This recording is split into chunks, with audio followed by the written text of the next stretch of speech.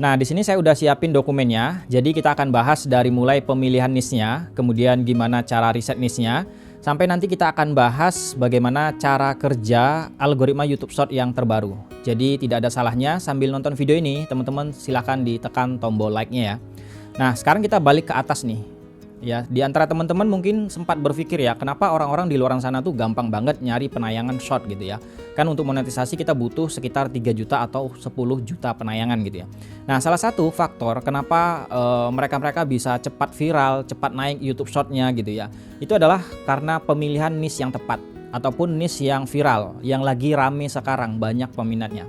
Nah, di sini ada beberapa niche konten yang saya tampilkan, tapi di sini apa yang saya tampilkan di sini niche kontennya ini bukan berarti niche konten yang lagi viral sekarang ya, tapi ini saya buat hanya untuk perbandingan agar saya lebih mudah menjelaskan kepada teman-teman ya. Nah, misalnya di sini kan ada banyak ya niche-nya. Misalnya ada ASMR reaction ya, niche horror, komedi, edukasi, ya kan mukbang, game, bahkan ada yang mobil berubah bentuk gitu ya, kalau pernah lihat teman-teman, ada juga miniatur dan lain sebagainya. Masih banyak lagi niche di YouTube Short ini. Nah, tapi tidak semua niche itu punya peminat yang banyak. Nah, penting di sini untuk kita memilih niche yang peminatnya itu banyak gitu ya. Karena kalau kita niche-nya peminatnya itu tidak banyak, maka akan susah untuk kita grow channel kita tuh akan susah gitu. Karena memang dari peminatnya udah sepi. Misalnya sebagai contoh, kita buat YouTube Short fokus untuk di bagian niche edukasi. Ya tentu niche edukasi yang kita pilih itu tidak akan seramai peminatnya dengan ASMR. Tentu lebih banyak peminat ASMR ataupun reaction daripada niche edukasi.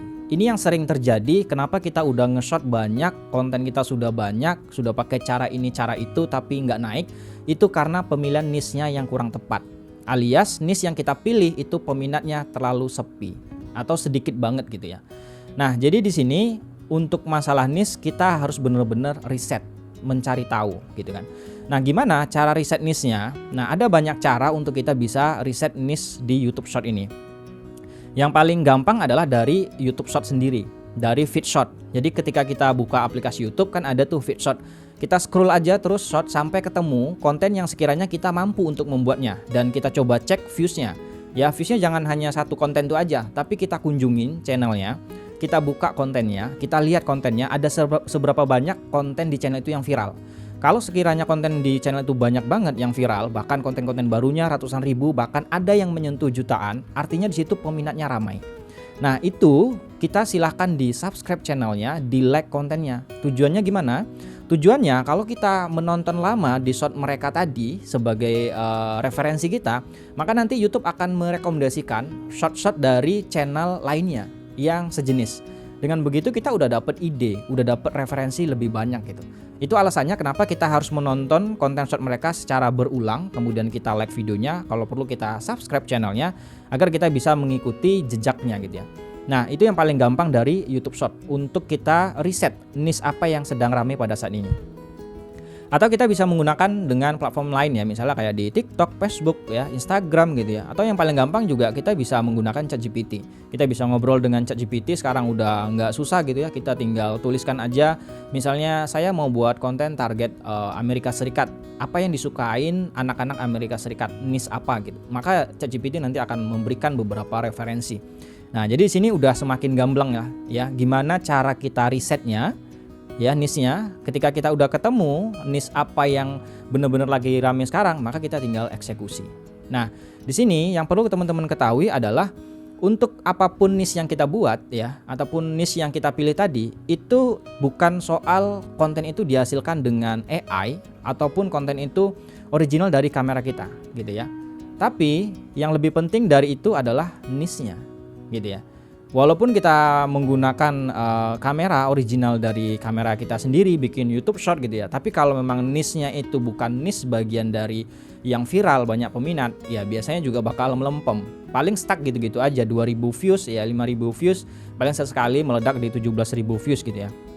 Nah, jadi bukan masalah konten itu dihasilkan dengan AI ataupun original dari kamera kita, tapi yang lebih penting adalah niche-nya. Nah, niche ini pandai-pandai kita harus mencarinya. Di sini saya udah tunjukkan gimana cara risetnya. Atau di grup-grup Facebook misalnya, atau di TikTok itu banyak banget orang-orang yang spill ya niche apa yang lagi rame gitu ya. Nah, di situ kita bisa ikutan gitu ya. Lalu bagaimana nih? Misalnya kita nggak mau ikutan nih niche yang lagi rame misalnya, tetap pengen original dari kita sendiri gitu ya. Sebenarnya bisa-bisa aja. Nah, caranya gini, kalau kita menggunakan dari diri kita sendiri misalnya, YouTube Short-nya buatan original kita sendiri, kita juga harus ikut yang lagi tren. Misalnya berita yang tren apa, atau kita bisa masukin karakter yang dikenal banyak orang. Jadi walaupun konten kita masih original dengan konsep dan cerita kita sendiri, tapi di sini kita memasukkan karakter lain yang sekiranya karakter itu udah booming, udah banyak yang kenal gitu. Maka di situ kayak kita tuh lagi nebeng gitu ya, lagi nebeng dengan karakter tersebut. Atau kita ngambil emang yang lagi rame sekarang gitu ya. Misalnya lagi rame masalah banjir gitu kan. Banyak kan di luaran sana orang-orang yang berkreasi dengan AI, mereka membahas tentang banjir. Baik itu dari sisi edukasi banjirnya atau dari sisi lainnya. Intinya mereka sudah paham bahwa ada market, ada peminat yang rame di konten banjir ini gitu. Tinggal kreasi kita masing-masing aja. Nah, jadi di situ pentingnya kita pemilihan niche kontennya. Kemudian kita lanjut nih. Kita lanjut gimana cara kerja dari algoritma YouTube Short itu. Nah, jadi walaupun kita udah memilih niche yang tepat tadi, ya kan? Kita udah pilih nih salah satu niche yang bener-bener, wah ini niche rame banget nih. Ini niche bisa saya jiplak nih, bisa saya buat gitu kan. Itu aja nggak cukup teman-teman. Nah, tapi kita harus paham gimana cara kerja algoritma YouTube Short ini gitu.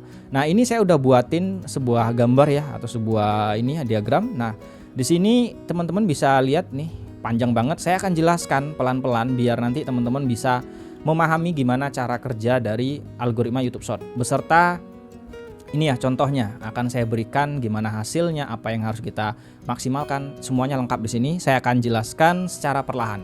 Oke, kita mulai dari saat kita upload YouTube Short kita. Nah, apa yang terjadi pada saat kita upload video short kita? Baik itu pagi, siang ya, sore, malam. Apa yang terjadi? Yang pertama adalah YouTube akan mendistribusikan atau memberikan kepada penonton ada dua jenis nih, penonton baru dan subscriber kita. Nah, untuk channel baru ataupun channel yang sudah berkembang gitu ya, biasanya itu cenderung akan diberikan ke penonton baru sebanyak 80%. Jadi 80% video kita tadi akan didistribusikan atau diberikan ke penonton baru. Ya, sebagian lagi sekitar 20% itu diberikan ke subscriber kita. Makanya kita nggak heran ketika kita upload video short gitu ya. Kalau kita cek di analisis channel kita, itu justru kita lebih banyak kan mendapatkan penonton baru. Itu adalah bukti bahwa YouTube menyebar konten kita pertama kali pada saat kita selesai upload itu ke penonton baru 80%. Tujuannya apa? Tujuannya untuk memetakan atau mengelompokkan audiens yang penonton baru ini, kira-kira mereka ini benar-benar cocok nggak minatnya dengan konten yang kita upload pada hari ini gitu. Makanya dia akan lebih banyak memberikan ke penonton baru sebanyak 80%. Nah, setelah itu apa yang terjadi? Setelah itu YouTube akan memberikan views ke konten kita. Nah, views itu biasanya di sekitar 20.000 sampai di 30.000 itu biasanya kan stuck gitu ya.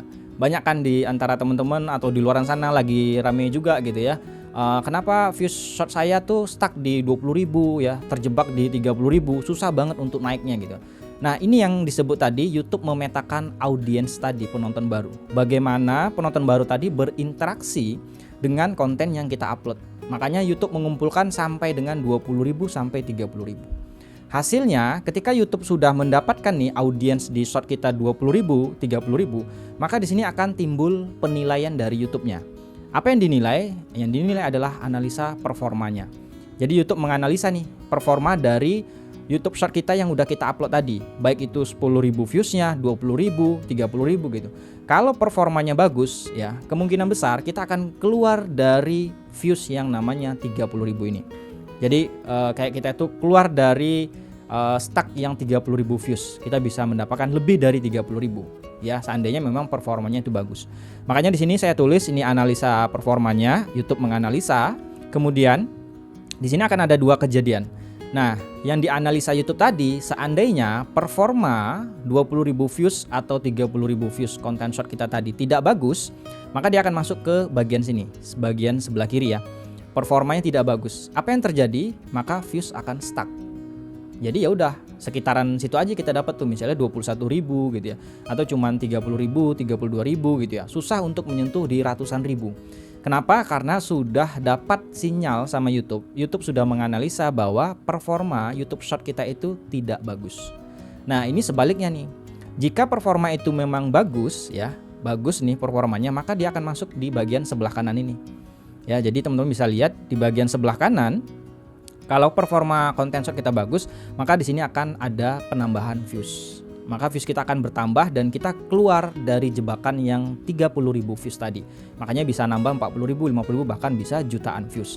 Lalu apa yang terjadi kalau ada penambahan ya di sini performa kita bagus dan lebih dari 30.000 views, maka dia akan kembali ke atas nih. Teman-teman bisa lihat garisnya saya buat warna hijau. Dia kembali ke atas dan kembali menganalisa performa YouTube Short kita tadi. Makanya di sini kita nggak heran. Pertama kita misalnya dapat di 10.000 views, kemudian naik nih, kemudian datar. Nah, pada saat datar dia menganalisa tuh, ya. YouTube-nya menganalisa apakah ada sinyal bagus, apakah ada audiens yang berkualitas. Nah, ketika tidak ada maka dia akan datar saja.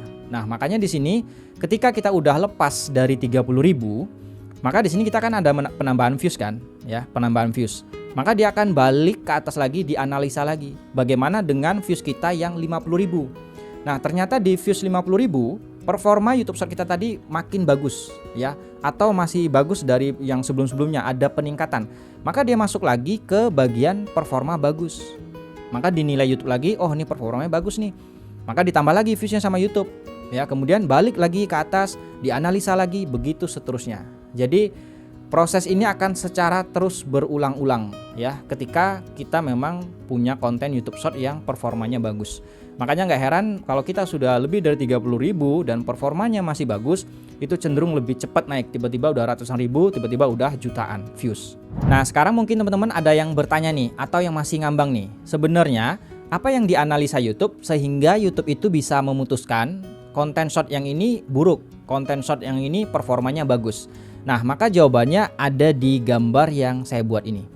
Nah, ada dua di sini yang menjadi penilaian bagi YouTube. Pertama adalah bagaimana cara penonton itu berinteraksi di konten short kita.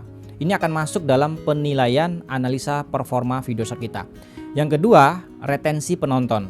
Bagaimana orang menyimak konten kita, apakah benar-benar disimak sampai habis atau sekedar mampir saja. Ini juga menjadi penilaian di bagian analisa performa konten short kita. Jadi udah kejawab ya, apa sebenarnya yang dianalisa YouTube sehingga YouTube itu bisa memutuskan mana konten yang baik, mana konten yang tidak baik, ya, konten yang buruk gitu. Maka data ini jawabannya. Nah, sekarang saya akan jelaskan data ini lebih detail lagi. Oke, sebentar kita coba geser dulu nih. Nah, di sini kan ada dua data ini ya, cara penonton berinteraksi. Di sini udah saya tulis, untuk data ini adalah data penilaian pada saat 4 detik awal konten short kita. Ini krusial banget, atau orang-orang biasa nyebut itu hook ya, bagian hook shortnya ya. Kalau di bagian 4 detik awal ini orang tidak stay di konten short kita, maka persentase di sini akan berbeda. Contoh di sini saya tampilkan, di sini 82% orang tetap menonton dan 17% orang melewati. Artinya ini udah berhasil kita mempertahankan penonton di 4 detik awal. Ya, jadi kalau di sini konten short teman-teman itu masih di bawah 70% ya atau di bawah 80%, itu biasanya susah untuk naik ya, karena di 4 detik awal udah banyak di skip orang. Ini sekaligus menjadi bahan evaluasi teman-teman. Kalau pada saat ini teman-teman udah banyak bikin video short tapi persentasenya tidak menyentuh di angka 80%, artinya teman-teman harus perbaiki di bagian depan, di bagian 4 detik awal. Makanya di bagian 4 detik awal itu orang-orang banyak mencantumkan strategi ya. Misalnya mereka menampilkan tanda panah merah yang berjalan. Pernah nggak lihat konten short yang tanda panah merahnya tuh berjalan di awal-awal, di 4 detik awal? Atau ada lingkaran merah yang berjalan, atau ada teks yang muncul, atau ada gambar yang di zoom besar, atau ada klip yang digabungin tak tak tak tak tak tak, nggak terasa udah 4 detik, 5 detik gitu. Itu adalah strategi mereka, bagaimana mereka mempertahankan di 4 detik awal. Tujuannya apa? Tujuannya adalah untuk mendapatkan data persen ini lebih besar. Makanya di sini kebanyakan konten-konten yang viral ya, meskipun ini tidak menjadi acuan yang baku ya 80% harus nyentuh di 80%, tapi di lapangannya saya sering menemukan atau sering sharing sama teman-teman ya, konten-konten short yang viral itu cenderung mendapatkan di atas 80% untuk cara penonton berinteraksi. Jadi kita hanya punya kesempatan ya sekitar 20% lah konten kita di skip orang gitu ya. Tapi kalau kebalik nih, misalnya 70% orang menonton dan 80%-nya skip gitu ya, ya pasti jeblok viewsnya gitu. Makanya data ini masuk dalam kategori data yang dianalisa sama YouTube di bagian analisa performa konten. Ya. Nah, selain data ini apa? Yang kedua adalah data dari retensi penonton. Bagaimana perilaku penonton itu melihat video short kita dari detik 0 sampai akhir. Apakah mereka benar-benar menghabiskan atau mereka looping ya, nonton 2 kali, 3 kali? Itu jawabannya ada di data ini. Ada di data retensi penonton. Sebagai contoh di sini kontennya durasinya 15 detik. Yang didapatkan retensi penontonnya 22 detik. Artinya lebih kan? Lebih dari 15 detik kan? Nah, kalau lebih dari 15 detik artinya untuk konten ini itu ditonton full dari detik 0 sampai 15 detik, bahkan orangnya lanjut nonton ulang sekitar 6 sampai 7 detik. Makanya total dapat 0,22 detik ya. Jadi sekitar 22 detik. Nah, di sini ya, untuk data di sini usahakan video short kita menyentuh di angka 100% ke atas. Seperti contoh di sini itu ada 141%. Ya, makanya performa video ini bagus. Hasilnya teman-teman bisa lihat. Penayangannya ada 9,37 juta. Ya, 9,3 nih. Penayangan yang tak dilewati. Artinya penayangan di lapangannya bisa lebih dari 9 juta. Tapi yang sah atau yang valid menurut YouTube penayangan tak dilewati ada 9,3 juta. Kenapa bisa dapat 9 jutaan ini? Karena dua data ini tadi.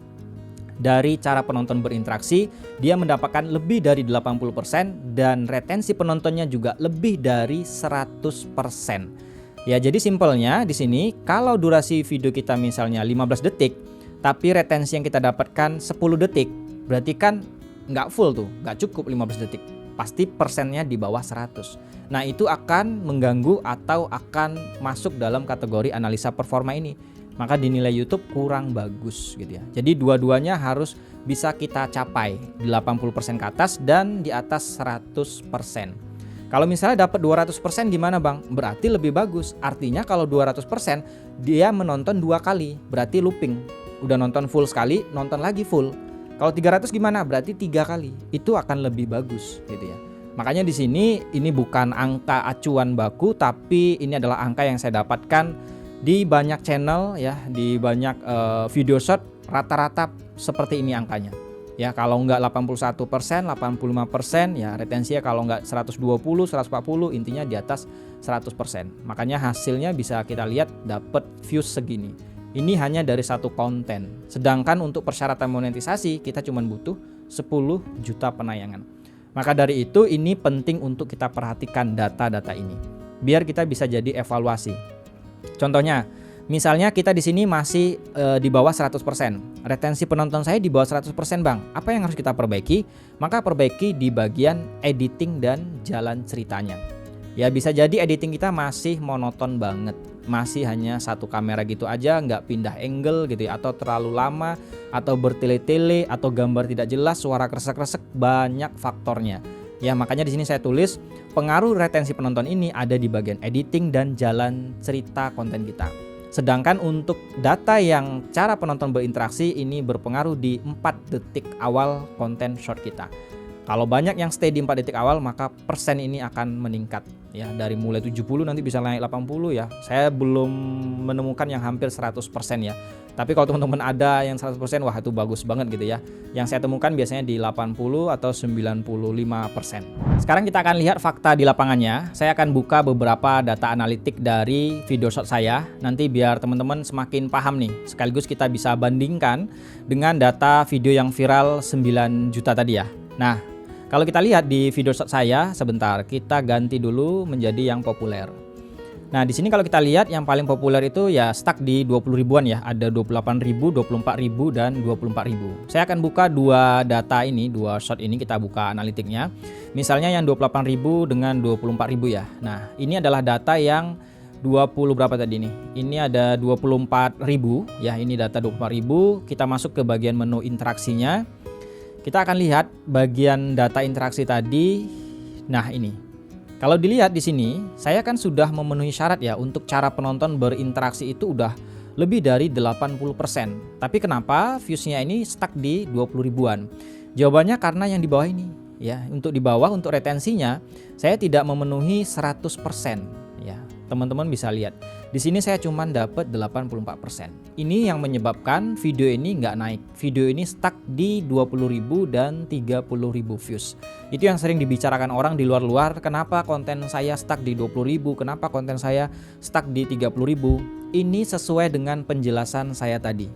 Ketika kita upload video, kemudian disodorin ke penonton baru dan ke subscriber, maka YouTube akan mengumpulkan data dari 20.000 penonton tadi dan ataupun 30.000 views. Kemudian dari 20.000 tadi dianalisa sama YouTube performanya. Kalau jelek ya udah dia stuck, viewsnya stuck. Contohnya ya seperti konten saya ini. Saya udah dapet nih 84%, berarti saya udah berhasil mempertahankan orang di 4 detik awal. Namun saya tidak berhasil mempertahankan orang sampai durasinya habis. Contoh di sini kan durasinya 54 detik, tapi saya cuma dapat 38 detik. Artinya nggak full kan orang nonton. Nah ini ada alasannya. Kenapa orang nggak mau nonton full? Ini disebabkan karena niche-nya. Niche yang saya angkat di YouTube Short ini adalah niche edukasi. Artinya kalau niche edukasi itu tidak seramai orang-orang dengan niche yang berbeda, misalnya ASMR, reaction dan lain-lain gitu. Ditambah lagi untuk niche edukasi, kalau dituangkan dalam video short ya dengan durasi misalnya 54 detik begini, orang rata-rata di bagian tengah ya atau di bagian awal udah dapet jawabannya. Ya kalau udah dapet jawabannya berarti dia akan scroll meninggalkan konten saya, sehingga dia di 38 detik udah bisa kabur, udah dapet jawabannya gitu. Ya jadi itu akan berpengaruh, niche tadi akan berpengaruh gitu. Ya, di samping ini editingnya juga saya nggak terlalu maksimal editingnya karena memang saya udah tahu niche edukasi itu nggak terlalu. Kecuali memang pamer-pamer pendapatan YouTube gitu ya, itu bisa tembus jutaan views. Kalau mau pamer-pamer pendapatan YouTube, karena memang itu kan yang rame banget ya, audiens butuh itu kan gitu. Nah satu lagi kita buka data analitiknya, ini konten yang kedua tadi ya, ini penayangannya sekitar 25.000, ini lagi-lagi stuck di 20 ribuan ya, atau sampai 30.000 stuck dia. Kenapa? Coba kita cek. Nah di sini coba lihat, cara penonton berinteraksi lagi-lagi saya berhasil mendapatkan di atas 80%. Tapi untuk datanya di sini bisa kita lihat hanya sekitar 82%. Kontennya ada 47 detik. Orang nonton hanya sekitar 39 detik. Artinya di sini tidak memenuhi yang saya jelasin tadi kan. Kalau yang saya jelasin tadi kan yang viewsnya bisa naik sampai 9 juta, itu dia punya data 141%, lebih dari 100% kan, dan punya data ini 82% untuk bagian cara penonton berinteraksi. Makanya dua data ini adalah sinyal yang diambil oleh YouTube ketika dia menganalisa performa video short kita. Di samping itu juga ada sinyal-sinyal lain ya, misalnya seperti interaksi, bagaimana orang like, komen, ya, subscribe, ya kan. Nah, jadi di situ juga menjadi penilaian. Tapi dua sinyal ini sangat penting untuk bisa kita maksimalkan, gitu.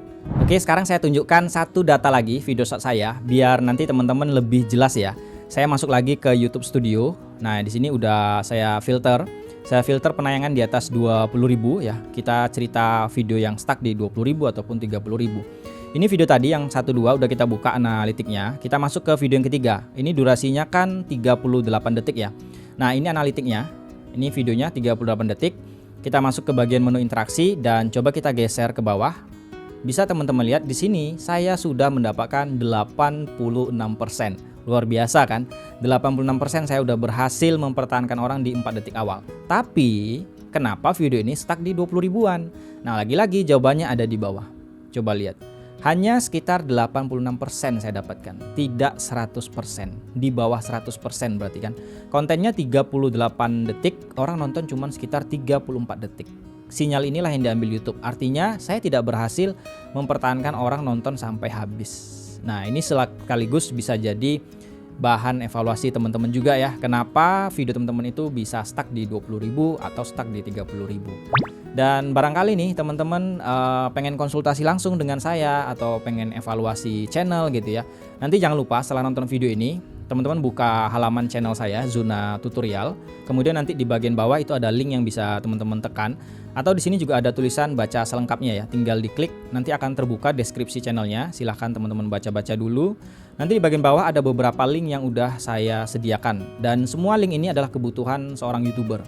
Misalnya nih teman-teman ada masalah tentang AdSense, pengen ada perbaikan AdSense-nya gitu ya. Maka teman-teman bisa konsultasi sama saya. Ambil yang jasa perbaikan AdSense yang nomor 3. Ini link yang biru-biru ini bisa ditekan ya, bukan sekedar ditampilin gini aja. Tapi bisa ditekan, nanti akan terbuka halamannya dan di sana akan lebih jelas penjelasannya bagaimana ya, cara joinnya gimana gitu ya. Misalnya teman-teman pengen evaluasi channelnya. Wah, saya pengen evaluasi channel nih langsung bareng Bang Zuna. Maka pilih yang nomor 2, jasa evaluasi channel. Tinggal diklik aja. Atau yang masih baru banget nih pengen belajar YouTube bener-bener dari nol melalui video tutorial yang sudah saya urutkan dari titik nol sampai gimana cara mencairkan uang dari YouTube. Maka pilih yang paling atas, yang pertama ini. Ya silakan teman-teman kepo-kepoin aja link-link ini, mana yang cocok silakan teman-teman ambil. Kalau nggak ada yang cocok ya udah skip saja. Semoga video ini bisa bermanfaat. Sampai jumpa lagi di konten selanjutnya.